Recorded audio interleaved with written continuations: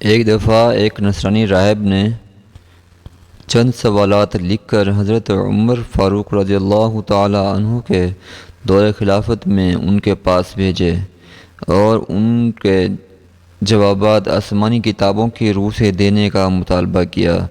سوالات درج ذیل ہیں۔ پہلا سوال: ایک ماں کے شکم سے دو بچے ایک ہی دن اور ایک ہی وقت پیدا ہوئے، پھر دونوں کا انتقال بھی ایک ہی دن ہوا۔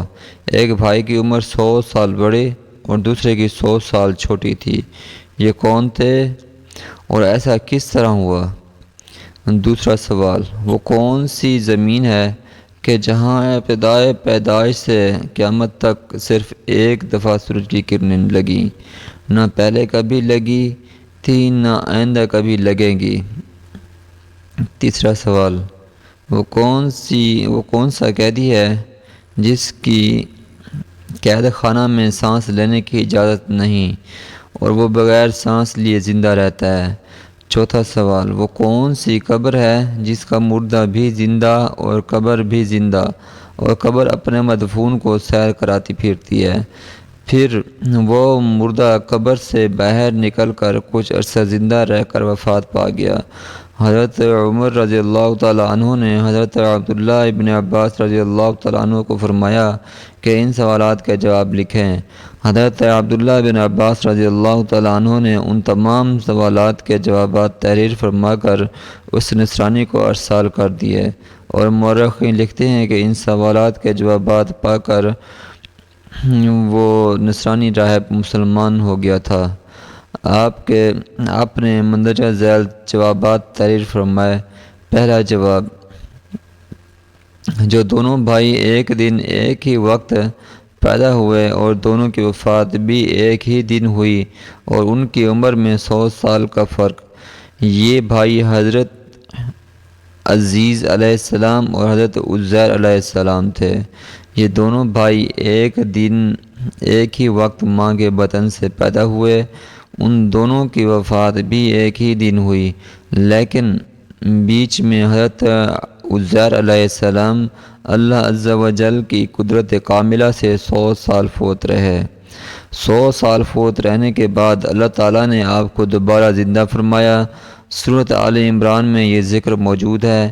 وہ گھر گئے، پھر کچھ عرصہ مزید زندہ رہ کر رحلت فرمائی۔ دونوں بھائیوں کی وفات بھی ایک دن ہوئی، اس لیے حضرت عزیز علیہ السلام کی عمر اپنے بھائی سے چھوٹی ہوئی اور حضرت عزیر علیہ السلام کی عمر 100 سال زائد تھی۔ دوسرا سوال اور دوسرا جواب: وہ زمین جہاں سورج کی کرنیں صرف ایک دفعہ چمکی تھیں، سمندر کی وہ تہہ ہے جہاں فرعون مردود غرق ہوا تھا، حضرت موسیٰ علیہ السلام کے معجزے سے دریا خشک ہوا تھا، حکم الہی سے سورج نے بہت جلد سکھایا، حضرت موسیٰ علیہ السلام اپنی قوم بنی اسرائیل پار چلے گئے، اور جب فرعون اور اس کا لشکر داخل ہوا تو وہ غرق ہو گیا۔ اس زمین پر سورج ایک دفعہ چمکا، پھر قیامت تک اس جگہ سورج کی کرنیں نہیں پہنچیں گی۔ تیسرا جواب: جس قیدی کو قید خانہ میں سانس لینے کی اجازت نہیں اور وہ بغیر سانس لیے زندہ رہتا ہے، وہ بچہ ہے جو اپنی ماں کے شکم میں قید ہے۔ اللہ تعالیٰ نے اس کے سانس لینے کا ذکر نہیں کیا اور نہ وہ سانس لیتا ہے۔ چوتھا جواب: وہ قبر جس کا مردہ بھی زندہ اور قبر بھی زندہ، وہ مردہ حضرت یونس علیہ السلام تھے اور ان کی قبر مچھلی تھی جو ان کو پیٹ میں رکھے جگہ جگہ پھرتی تھی، یعنی سیر کراتی تھی۔ حضرت یونس علیہ السلام اللہ کے حکم سے مچھلی کے پیٹ سے باہر آ کر عرصہ تک حیات رہے، پھر وفات پائی۔